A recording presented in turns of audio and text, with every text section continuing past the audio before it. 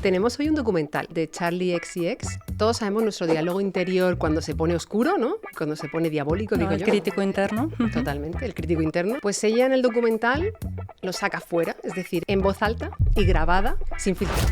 No puedes dejar en ningún momento de pensar cuando ves el documental, esto se está convirtiendo en un producto. De alguna manera podríamos decir que está capitalizando su vulnerabilidad. Uno de los grandes miedos, ¿no?, de la humanidad ha sido la violación del espacio individual, de comprensión de sí mismo. Todos los regímenes totalitarios han ido a cada vez controlar más hasta lo más íntimo. Claro. Que es el último reducto. Si estás constantemente mirándote en el espejo o viendo un espejo que es la imagen de los otros, no estás siendo tú, estás constantemente produciendo una imagen de ti.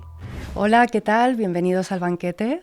Hola María Ángeles, ¿cómo estás? ¿Qué tal? Muy bien, ¿qué tal? ¿Cómo estamos? Muy bien, deseando empezar otra vez. De hecho, hoy es un banquete un poco especial porque estamos tú y yo solas, es un banquete un poquito más íntimo.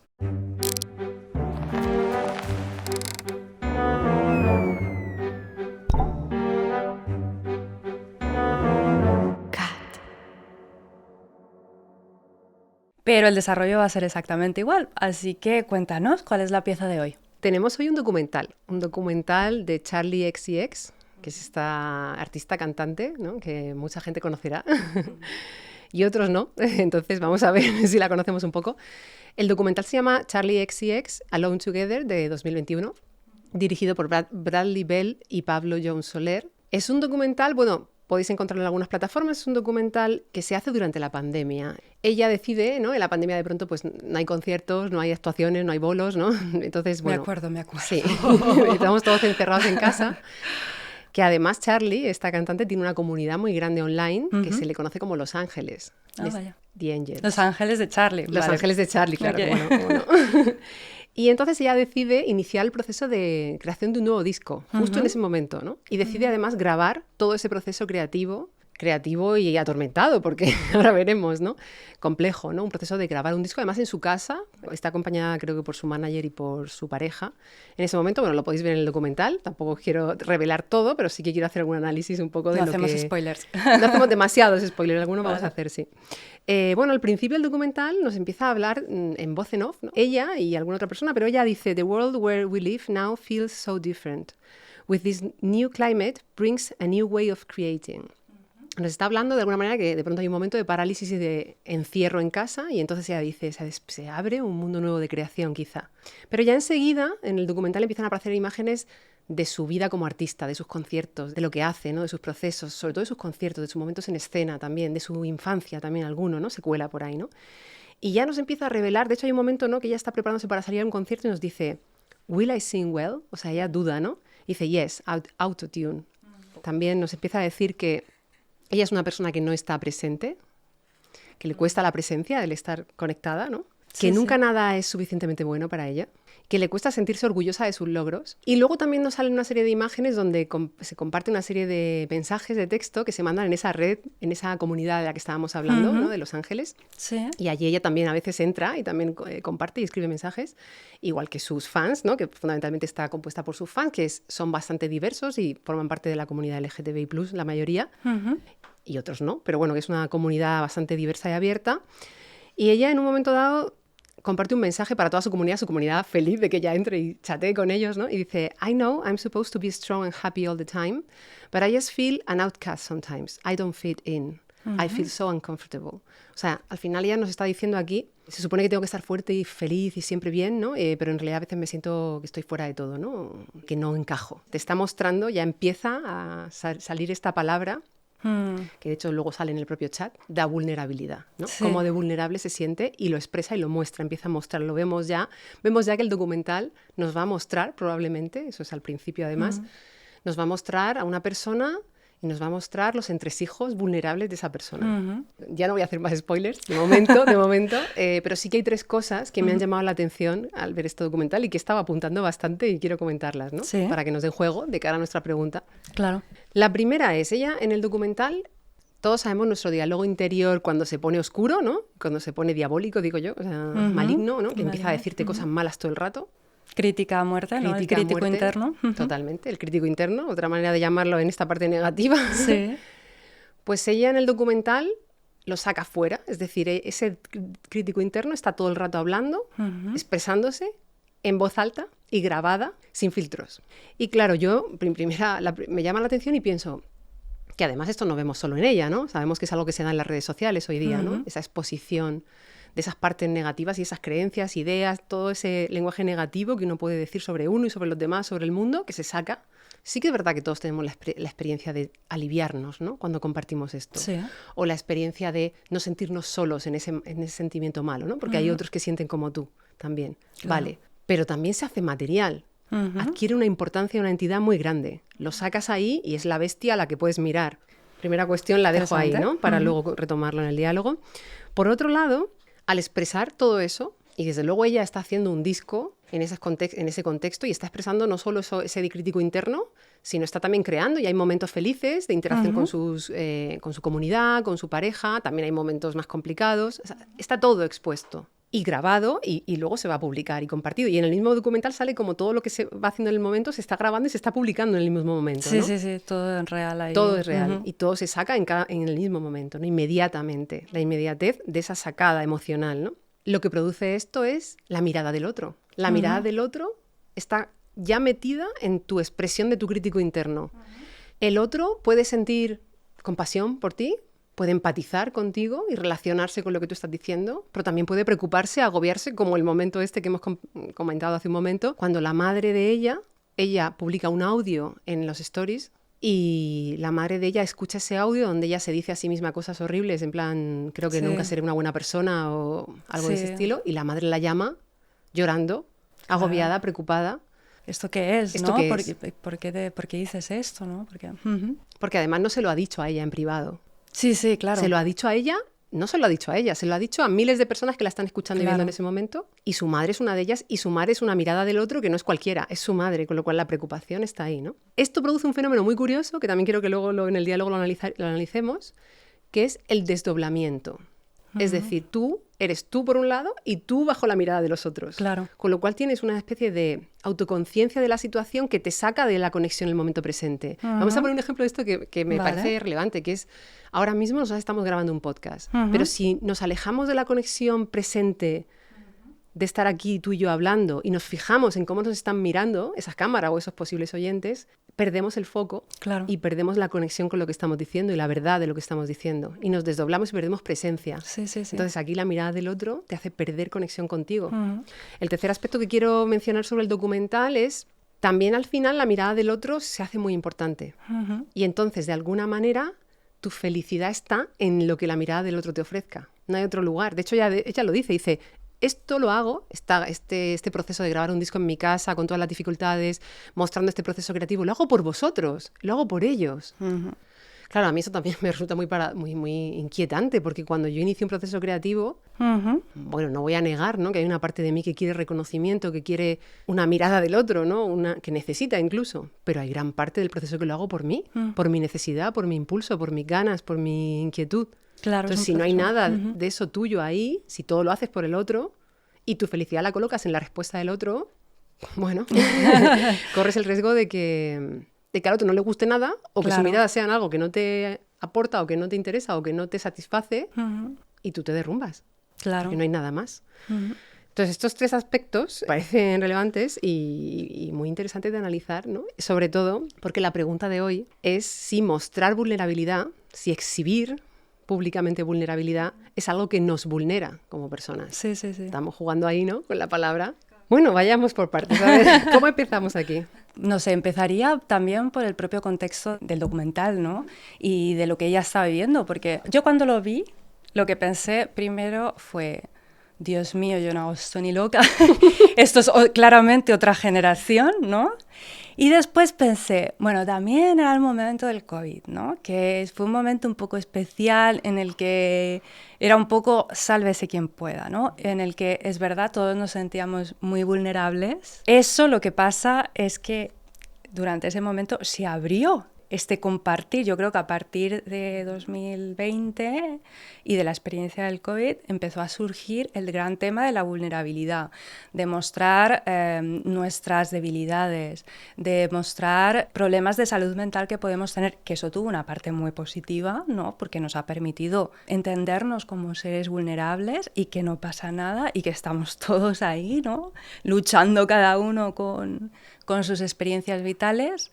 ¿Dónde está esa frontera entre lo sano constructivo y lo que no es tan constructivo, ¿no? Porque fíjate que ha salido la palabra crítico interno, pero claro, cuando el crítico interno se sale fuera es el crítico externo, ¿no? Es todo ahí, es la dimensión que tú mencionabas antes del otro, la presencia del ojo del otro, de la visión del otro, ¿no? Es delicada, ¿no? Ojo con la visión del ojo del otro. No, sí, es ahí. Es que me sale aquí la metáfora rizada. Iría a la vulnerabilidad. Tú hablas del momento del COVID como un momento de efectivamente un reconocimiento colectivo de que sí, somos vulnerables. Cuidado que viene un virus y nos machaca a todos. La vulnerabilidad humana, ¿en qué consiste? ¿De qué va? ¿De dónde parte o cómo sigue?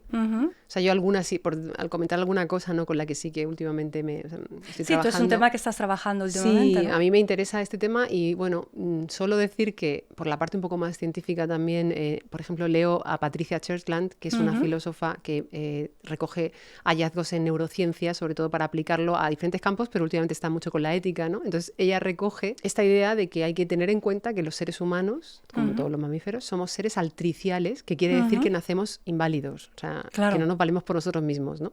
Y durante mucho tiempo no nos valemos por nosotros mismos. En el caso del ser humano, yo cuando hago esta pregunta a veces la gente me dice, cuando digo, ¿cuánto tiempo tarda un niño en valerse por sí mismo? La gente a veces dice 30, 40 años. Bueno, pues en el caso de los seres humanos es llamativo lo que tardamos en valernos por nosotros mismos. Así que somos una especie que necesitamos el cuidado durante mucho tiempo. De manera que la vulnerabilidad ahí es radical y de especie, ¿no? Es un rasgo biológico de especie. Porque además también hay un detalle muy interesante, que es que el cerebro del ser humano no se desarrolla completamente hasta los 20 y algo, y toda la vida sigue desarrollándose. Sí. O sea, nosotros nacemos con un cerebro muy diferente con el que morimos. Totalmente. Y para que las capacidades cognitivas se desarrollen, las cognitivas que consideramos fundamentales, que no te estoy hablando ya de que te desarrolles como una persona súper inteligente, no te hablo de esto, hablo de capacidades cognitivas que consideramos comunes en la especie para un niño, un chaval de 20 años, necesitamos cuidado y atención. Totalmente. Durante los años más, primeros años de la existencia, ¿no? Entonces somos una especie extremadamente vulnerable, ¿no? Podemos partir un poco de eso y me gustaría también que camináramos hacia un lugar de vulnerabilidad de otro tipo, ¿no? Vale. O sea, para entenderla un poco, ¿no? ¿Qué otras vulnerabilidades podríamos entender o de otras maneras, ¿no? A mí hay una cosa que me gustaría añadir sobre esto que acabas de decir, que me ha hecho pensar. El tema que siempre hemos visto al ser humano, la imagen tradicional, ¿no?, del ser humano, es un poco esta de Hobbes, ¿no? El hombre es un lobo para el hombre. Sin embargo, hay una antropóloga que dice, ¿no?, la humanidad surge el día en que nos encontramos un hueso reconstruido, fusionado, ¿no? Eso significa que el grupo en el que esta persona se hirió, se asentó en ese momento esperando que esa persona se recuperase, el cuidado del grupo, la vulnerabilidad asociada al cuidado, es el momento en el que surge la humanidad, ¿no? Totalmente. Entonces, esto es un cambio.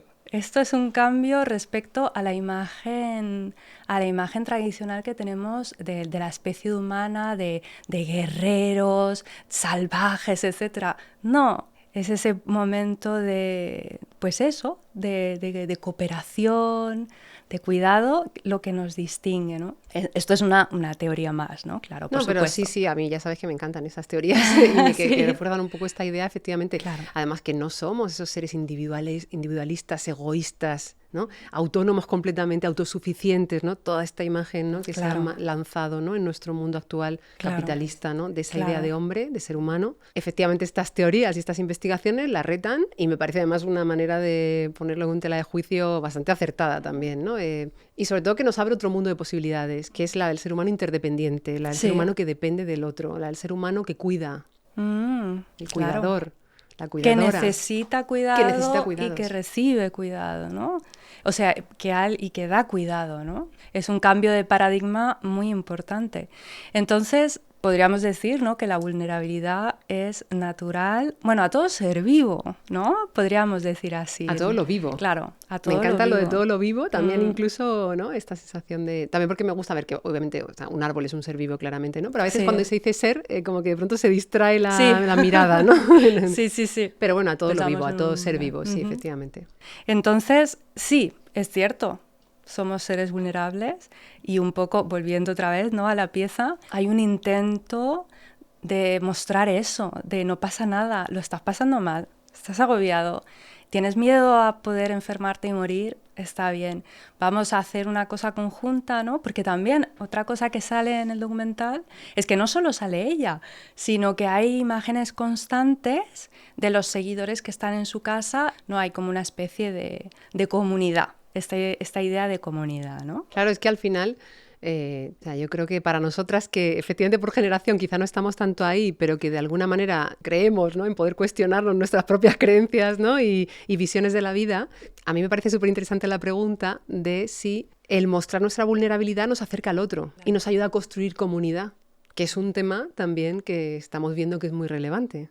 Sí. La capacidad de crear comunidades. Entonces... Hay una experiencia muy bonita, ¿no?, que es la de encontrar comprensión en el otro que ha pasado por una experiencia parecida. Todos, bueno, no solamente las personas que han tenido una experiencia traumática, ¿no?, pero cualquier experiencia en la que te sientes escuchado de una manera que tú sabes que el otro ha pasado por lo mismo que tú, pues te da un alivio de un tipo particular. Eso también puede construirse sobre un límite. No solo podemos entender al que ha pasado por algo parecido, podemos hacer el esfuerzo de ser empáticos sin necesariamente estar pasando, experimentando lo mismo del otro, ¿no? Porque parece que también las comunidades ahora se han cerrado sobre este límite de solo el que ha pasado por algo así puede entenderme y solo me relaciono. No, a ver, somos seres empáticos. Igual yo no puedo tener esa vivencia en mi propia carne, pero puedo escucharte con atención y puedo empatizar contigo y compartir, crear un puente de comprensión y de lucha común. Claro, me gusta mucho esta idea porque efectivamente, de alguna forma, este tipo de formatos de compartir, ¿no?, como este documental, fomenta la comunidad cerrada del que solo entiende lo que pasa por lo mismo que tú. Claro. Y estoy muy de acuerdo en que eso de alguna manera nos hace olvidarnos de tener que cultivar una capacidad empática con la humanidad. Y eso nos puede hacer encerrarnos en problemas concretos y no mirar otros problemas. Claro. Porque solo empatizamos con lo que ya hemos vivido. Bueno, pues claro, hagamos el trabajo y el esfuerzo como seres humanos, que además podemos, de empatizar con lo otro, con lo diferente, porque empatizar con lo parecido es muy fácil. Claro. Y me parece una cosa que, o sea, me parece un asunto que precisamente al hacer ese juego de solo muestro mi vulnerabilidad y solo el que tiene la misma vulnerabilidad que yo me empatiza conmigo. Y solo ese puede entrar en el grupo. Y solo ese puede entrar en el grupo, el otro se le excluye, también interesante, se le cancela incluso en algún contexto más radicalmente llevado esto, ¿no? Nos quita la mirada de empatizar con toda la humanidad, de cultivar esa capacidad de empatía. Y quería decir otra cosa que también para ir sumando y construyendo ahí, tú hablas de la comprensión del otro, lo que posibilita el compartir la vulnerabilidad, estamos viendo que hay una que posibilita también la comprensión, ¿no? O sea, o sea, hay una parte de fragilidad y de contar que una serie de problemas que te acercan al otro, pero creo que es muy importante el espacio donde se hace eso. Vale. Yo creo que cotidianamente, en la vida normal, cuando tú compartes con otro tus demonios, tus mierdecillas, ¿no? Vamos a decirlo así porque es verdad, ¿no? Cuando compartes tus miserias, lo haces en un clima de confianza. Es muy difícil que una persona, y aunque suceda a veces, son excepciones quizá o momentos diferentes, pero normalmente uno comparte las miserias más profundas con quien conoce. Claro. Y si no, te voy a poner un ejemplo a lo mejor. Puede ser que alguien esté pensando, bueno, para mí ha sido un clásico una vez que fui de viaje, estaba fatal, y en un viaje en tren de pronto a alguien le conté toda mi mierda, ¿no? No sé, y es muy liberador el poder contar eso a una persona que no conoces de nada en un espacio íntimo, ¿no? Ahí está, es que estoy contigo. Yo iba a repetir esa idea. Creo que no conozcas a una persona no quiere decir que el espacio que se haya creado no sea de confianza. Yo creo que lo que aquí se vulnera en el compartir en redes masivamente es el espacio de intimidad. Claro. Es el espacio de confianza. Creo que se vulnera. porque ahí entonces abrimos el campo a personas con las que tienes confianza. De hecho, la madre de Charlie estaba escuchando ese audio, o sea, están esas personas, estarán sus amigos, estará su manager, estará su novio, estarán sus simpatizantes, sus fans y estarán sus haters. Y ahí no existe una creación de un espacio de confianza e intimidad, aunque sea puntual un día que vas en el tren, o bien creado como una amiga que creas un espacio de intimidad más profundo, ¿no? Claro. De hecho, eso me está haciendo pensar en... Bueno, aquí tenemos el libro de Hannah Arendt, ¿no? La condición humana, que ella habla de esos espacios, ¿no? Hay 3 espacios, ¿no? Digamos, naturales. El íntimo, que es tus pensamientos, tus emociones, tu vida interior, que ese es un espacio tuyo, tu reino, digamos, ¿no? Eso es la intimidad. Después está el espacio privado, que es, bueno, el de la casa, el de la atención de las necesidades, dice ella, ¿no? Los amigos, la familia, que se construye un poco en paralelo al espacio público. El espacio público es el lugar donde se construye la sociedad, el ciudadano, donde se crea la comunidad y se participa políticamente, ¿no?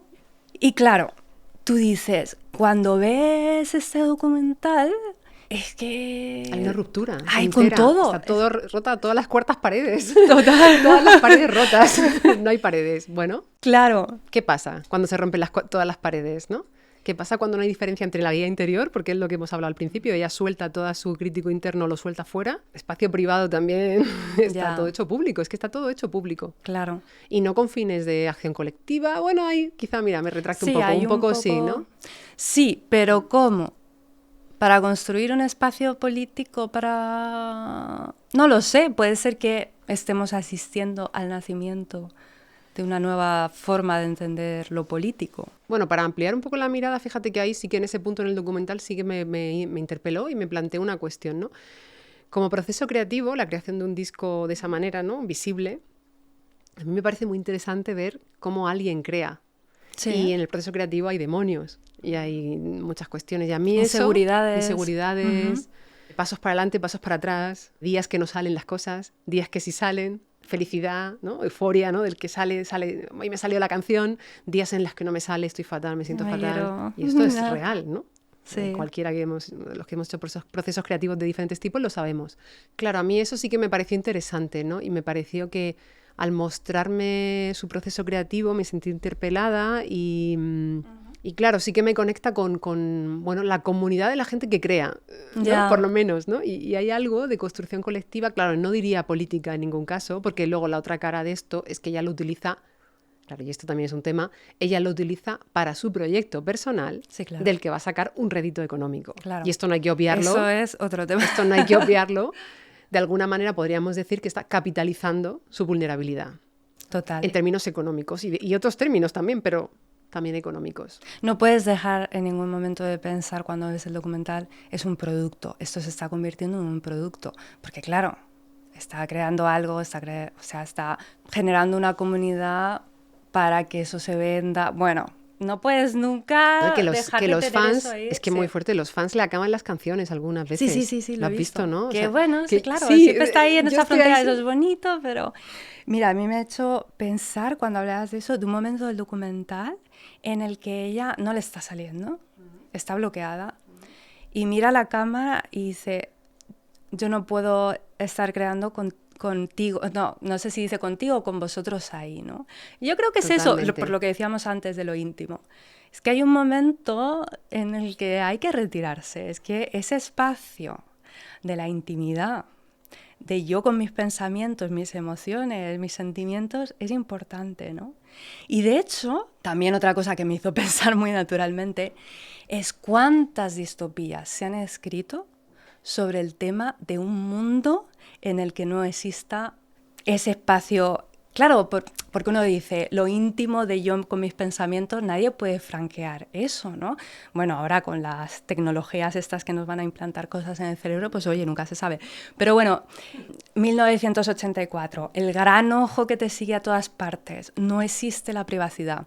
Hace poco yo leía un libro que me hizo pensar muchísimo sobre el tema de las redes sociales y tal, el del Círculo, de Dave Eggers, que habla precisamente de eso, una sociedad transparente. en principio muy bueno, ¿no? Porque lo acabamos de ver. Pero claro, tiene también sus cosas complicadas y peligrosas, ¿no? Porque eso, hay un espacio en el que tú necesitas recluirte para procesar, ¿no? Y ahí no puede estar presente nadie. Bueno, Byung-Chul Han habla en La Sociedad de la Transparencia también de otra manera más ensayística de los problemas que hay cuando buscas la transparencia, ¿no? Él dice siempre que algo sea transparente no quiere decir que sea más comprensible o más clarividente, porque como está todo expuesto, no te da, es como que no tienes pistas y criterios para establecer lo interesante, lo importante, para moverte ahí, ¿no? No tienes espacio a lo mejor para elaborarte, ¿no? Es un mundo mucho más explotador y mucho más controlador, por supuesto, como lo que estás contando, o sea, está clarísimo. Sí. De hecho, podríamos referenciar también incluso el show de Truman, ¿no? Sí. Que claro, hay un momento al final, que estaba viendo justo antes del podcast de hoy, que ese padre que tiene, ¿no? Ese Big Brother, bueno, ese ser que le está controlando, Dios, que él le llama padre a veces, ¿no? Y que ese Dios también, ¿no? Que es lo que dices. Le dice, ¿no? Nadie te conoce mejor que yo. En el momento final, cuando ya ha roto ahí el cielo, cuando está él con el barco y al final se encuentra, todo el barco toca contra la pared, ¿no? Y la raja un poco, pero no puede salir y entonces sube por una escalerita y ya encuentra la puerta de exit, de salida, ¿no? Y entonces en ese momento el Padre Dios, creador, Big Brother, lo que sea, le dice, nadie te conoce mejor que yo, y él dice, nunca colocaste una cámara en mi cabeza, que es una de las partes que tú estás diciendo, ¿no? O sea, una de las partes que has dicho es, no solo estamos hablando del primer espacio de Hannah Arendt, que es el de la guía interior, el mundo interior de uno, que ese es privado, y de momento hasta que nos controlen, que más aún, no está accesible en principio, pero hemos visto que Charlie lo hace accesible, ¿no? Esa es la paradoja del documental. Pero que nos vemos empujados ahora, ¿no? Nos vemos empujados a que no haya barreras al compartir. Pero claro, bueno... Sí, te dejo. No, solo iba a decir que está el otro, el espacio que también ya no solo son los pensamientos que uno tiene o el mundo privado, que efectivamente, totalmente de acuerdo, que nos vemos impelidos o forzados a compartir, ¿no? A decir todas las intimidades, a mostrarnos con total vulnerabilidad, ¿no? Y de transparencia, sino que está el otro, el del espacio que uno necesita en su casa tranquilamente, no solo con sus pensamientos, sino con sus amigos, con su familia, solo... un espacio privado donde elaborar, pensar, entender el mundo, rehacerse, ¿no? Reconstruirse cuando se ha caído. Bueno, para mí en realidad, pensando en esto, no sería mayor pesadilla que en los momentos en los que escribiendo tengo algún momento de... voy a compartir una vulnerabilidad. María Ángeles. Voy a hacer de Charlie ex y ex. A ver. Además ángeles. Claro, hombre, totalmente los ángeles. Pues en los momentos en los que estoy en una crisis de escritura, muchas veces no necesito compartir eso, necesito callarlo, necesito no hacerlo material, no convertirlo en una entidad, sino de entender en mi cabeza o en mi cuerpo que es una fase, es un momento, es algo que va a pasar, es simplemente habitarlo y dejarlo pasar, y otro día será mejor, y no darle voz, es que es eso, no darle voz, no darle entidad, no hacerle un cuerpo ahí con el que yo tengo que estar luchando. Claro. Solo me faltaba eso, tener que contarlo todo el rato para que eso supusiera algo que al día siguiente, cuando me mirara el otro al que le he contado, me mirara diciendo, pero ¿cómo estás? ¿No? Esa mirada, ¿no? Que a veces no necesitas. Sí, y que además que muchas veces en esos casos son momentos pasajeros, ¿no? Son vivencias a veces pasajeras de malestar, que no necesariamente necesitas contarlas, hablar de ellas, sino dejarlas pasar. Totalmente. No, eso. Sí, de hecho, cuando hablabas del show de Truman, me recordaba mucho, me ha venido a la cabeza, el mito de la caverna. Si es que es el mito de la caverna, ¿no? Sí. Y no sé hasta qué puntos nos hemos encerrado, ¿no? En el mito de la caverna de Platón, de nuestro homenajeado con el banquete, ¿no? Que dice que, bueno, están aquí estos seres que están mirando sombras constantemente, ¿no? Y que no se dan cuenta de que lo que ven son sombras. Y entonces, pues el momento ese de la escalera en el que está subiendo y sale por fin, ¿no? No quiero spoilear. No se pero, sabe. Bueno, es una película que más o menos lo hemos visto todos ya. Pues eso, accede, ¿no? A la verdad. Sale de la caverna. Exactamente. Pero, y tú dices, ¿hasta qué punto este mundo que estamos creando no es una sombra? Esas pantallas constantes, esas imágenes constantes, ¿no? Fíjate, como esa caverna en la que están los personajes. Que van pasando o que las puedes ver. Sí, sí, sí. En un mundo feliz también, ¿no? La imagen. Fahrenheit también. Sí, me está también. viniendo Sí, también sí, todos sí, los... sí. Es que es distópico. Es que hasta cierto punto... Uno de los grandes miedos, ¿no?, de la humanidad ha sido ese, la violación del ser humano en lo más íntimo que tiene, ¿no? El espacio individual de comprensión de sí mismo. Entonces, claro, no es por casualidad si ese es un gran miedo. Y también es un gran miedo porque todo intento político, como también advierte Hannah Arendt, mira que le estamos haciendo hoy un homenaje a ella también. El totalitarismo es eso, ¿no? Es dividir a la sociedad, que cada uno esté encerrado. ¿No? Todo intento político de controlar es a base de eso, ¿no? Es interesante, es interesante. No, y el control siempre va, todos los regímenes totalitarios han ido a cada vez controlar más hasta lo más íntimo, claro, que es el último reducto que nos queda, controlar lo interno, los pensamientos. De hecho, probablemente todos... Bueno, de hecho hay varios capítulos de Black Mirror que abordan cuestiones similares de lo que al final lo que hay. Me acuerdo uno que es de la memoria, ¿no?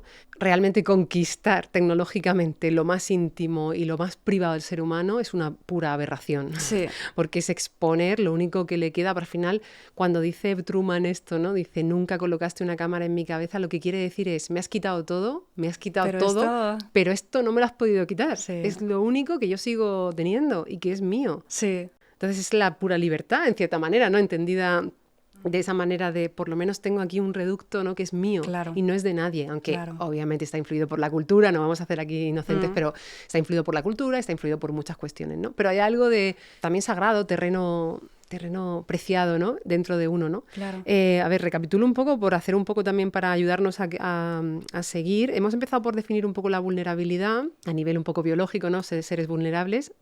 Y luego me ha gustado mucho que hayas traído a Hannah Arendt, ¿no?, en esa clasificación. Estamos jugando un poco con esos espacios, ¿no?, con los 3 espacios de Hannah Arendt, y cómo esa ruptura de las 3 paredes, en este caso, ¿no?, de la guía interior, la privada y la pública, que es lo que nos muestra un documental como el de Charlie, y otros documentales y otros personajes hoy día públicos que tenemos en la escena, y lo que se nos fuerza a hacer socialmente, ¿no?, incluso aunque nos dediquemos a lo que sea, parece que tienes que contar ahí tus intimidades.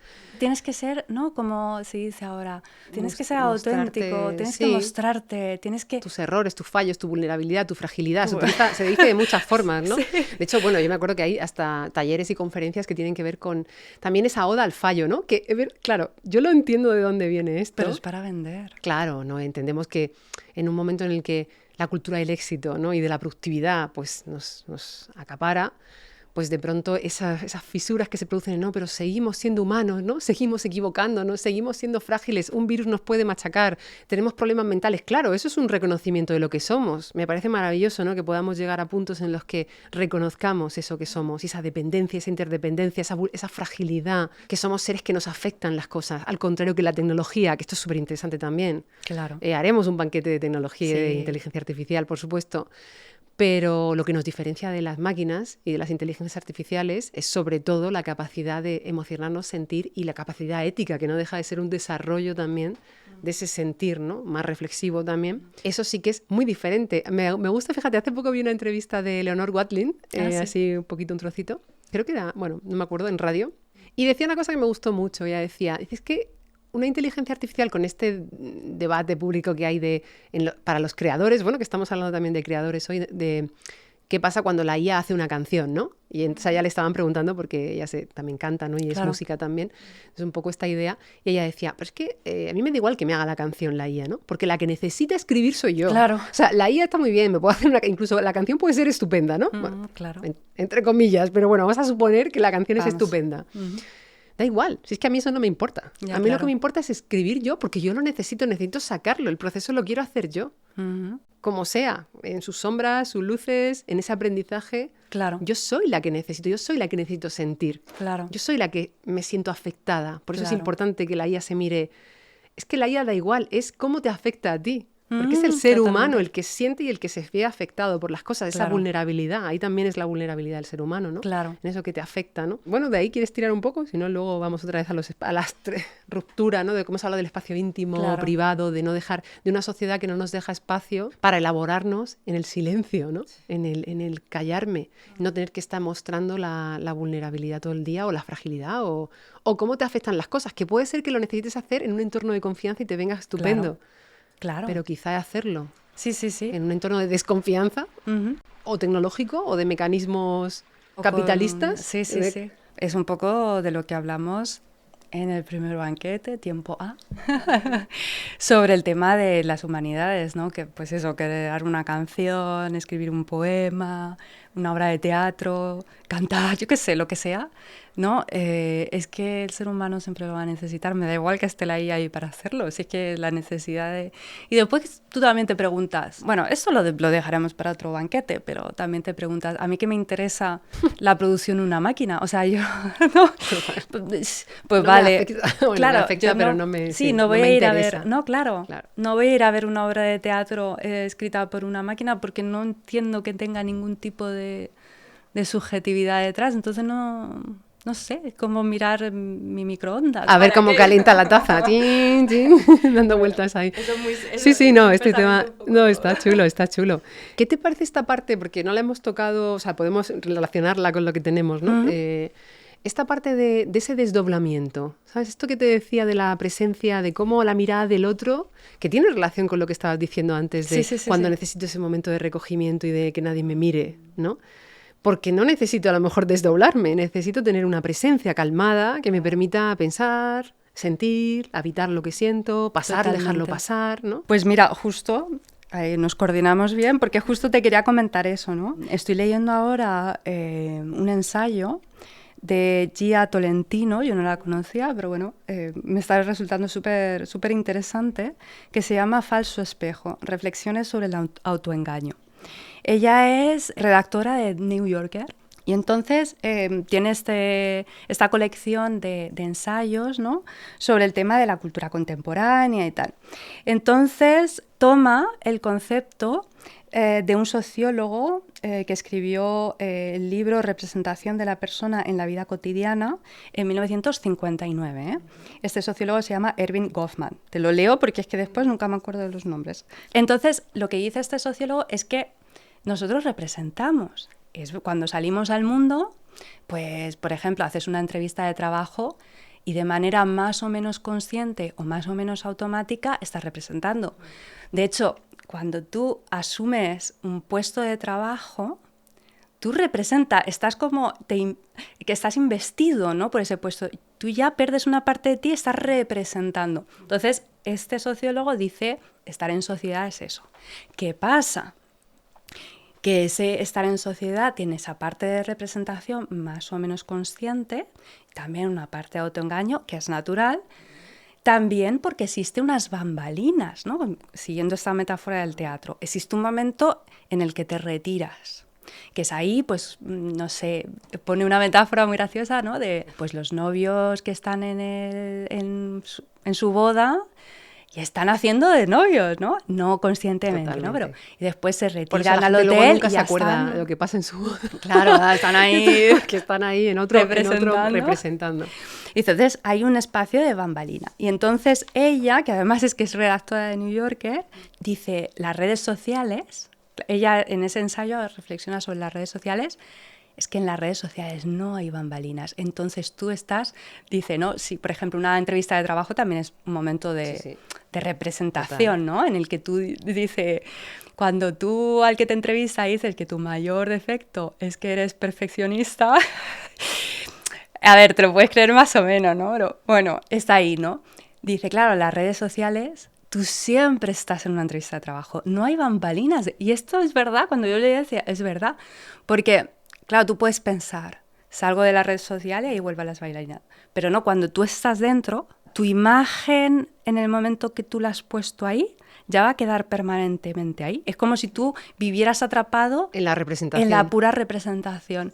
Y este concepto es muy interesante, ¿no? El de estamos construyendo una sociedad en la que estamos atrapados constantemente por nuestra imagen y no podemos borrarla, ¿no?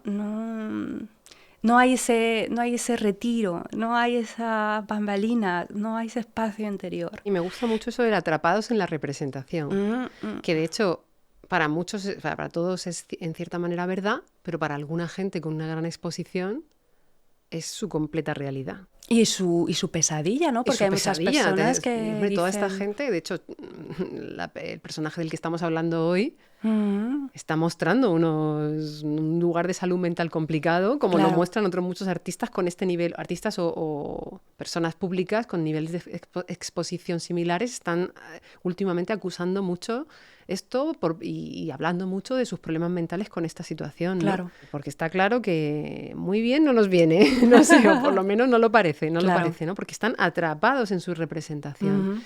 Claro, está claro que todos tenemos roles sociales o momentos en los que representas, pero tu verdadero ser o tu ser íntimo debe tener un espacio.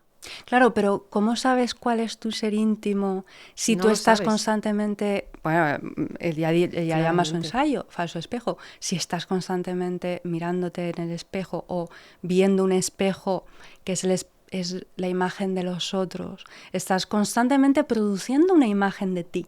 No estás siendo tú, estás constantemente produciendo una imagen de ti, ¿no? Qué fácil es perderse ahí, ¿no? Porque ¿en qué momento dejas de ser tú y empiezas a ser el producto, tú como producto? Voy a recoger un poco esta idea y poco a poco ir cerrando el banquete de hoy, pero es que esta idea la quiero conectar para darle, ¿no?, como el puntito también, con esa sensación, con lo que yo estaba pensando también cuando vi el documental, de la falta de presencia ante lo vivido, ¿no?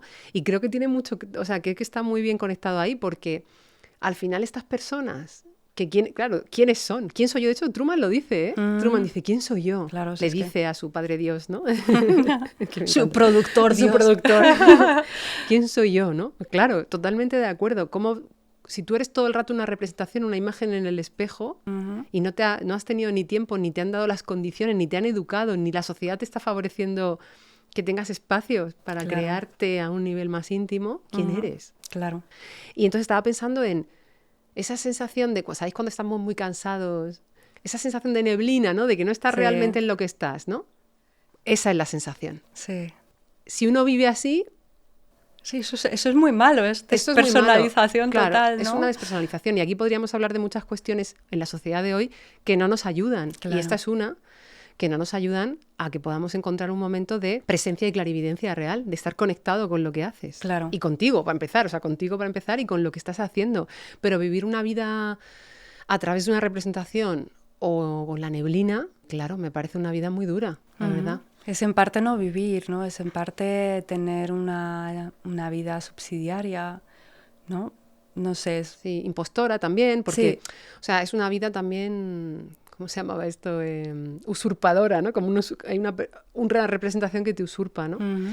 Vamos a ir cerrando un poco, yo creo. Voy a recapitular un poquito y si quieres decir alguna última cosa...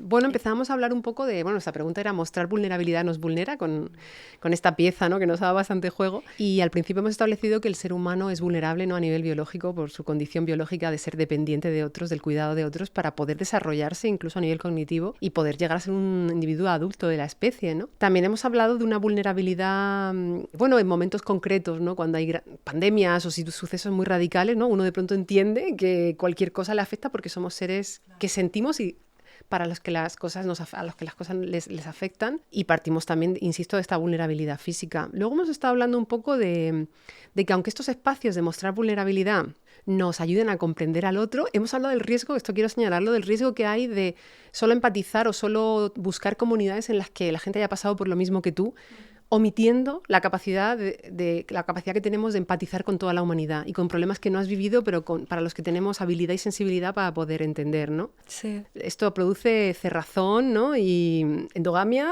y otras cosas, ¿no? Y hemos hablado de lo importante que es efectivamente darnos un espacio. Tú has mencionado a Hannah Arendt con esos 3 espacios, ¿no?, el de guía interior, el privado y el público, y cómo romper, que es lo que pasa hoy día, romper esos 3 espacios, las paredes de esos espacios y hacerlo todo público, pues nos crea bastante desazón, ¿no? Por lo que estamos viendo, porque entendemos, o por lo menos hemos apuntado, ¿no? Que por supuesto esto es cuestionable, faltaría más, pero hemos entendido que quizá un espacio privado en silencio, acallado, ¿no? Tranquilo, donde poder saber quién eres, buscarte, autoconocerte, ¿no? No solo estar en esa representación, sin bambalinas, ¿no? Como decías tú, que las redes sociales son para esta autora, ¿no? Estar atrapados en la representación inhibe nuestra capacidad de entender quiénes somos y nos coloca como a Truman diciendo ¿quién soy? No lo sé. Estamos viendo que crea problemas mentales y una vida que no es vida, ¿no? Estamos preguntándonos si eso es vida, ¿no? Ese desdoblamiento de no tener presencia, de vivir las cosas como que le pasan a otro, a tu personaje. Y luego una cosa que también quiero rescatar, que es cuando hemos hablado un poco de comprenderlo, del alivio que produce, ¿no? Cuando compartes con el otro, y que también eso se produce en espacios de intimidad, de confianza, ¿no? Claro. Y hemos comentado que una cosa es hablar entre amigos, que es súper confianza, y otra cosa es a lo mejor de pronto a un extraño, ¿no? Que puntualmente le cuentas toda tu vida, ¿no? Y todas tus miserias. A tu psicoanalista, ¿no? A tu psicoanalista, pero estábamos un poco hablando de que aún así hay un espacio de intimidad, claro, de confianza, ¿no? Y lo importante que es esto. Y otra cosa que se me ha quedado, que tampoco quiero dejarla, es el tema de los problemas, ¿no? Exponer tu crítico interno de esa manera, ¿no? Hacerlo material, hacerlo real, para cosas que a lo mejor son una emoción de un día.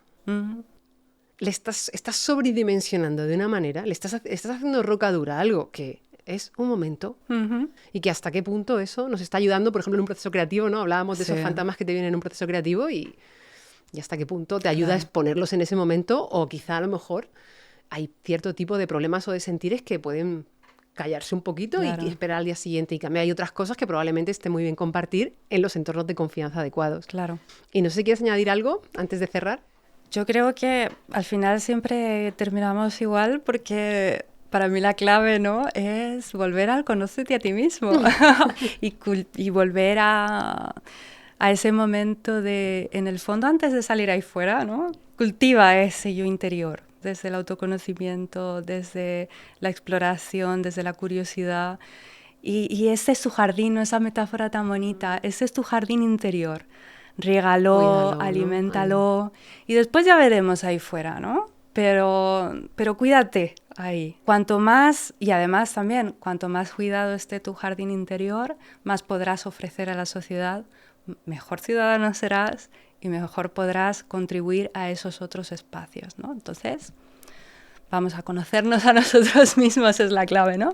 Totalmente, y me parece que la gente hoy día, por lo que también veíamos en el documental, está más mirando el jardín del vecino que nutriendo y cuidando su jardín. Claro, entonces, es lo que tenemos ahora, sí. ¿Vamos a brindar? Sí, vamos a brindar. Ha llegado nuestro momento de brindis. Ahora está arriba la copa, ¿no? Bueno, pues un gusto como siempre, un placer como siempre. Y nada, esperemos que nuestros oyentes, nuestros invitados en casa lo hayan disfrutado tanto como nosotras. Os esperamos en el próximo banquete. Hasta el próximo.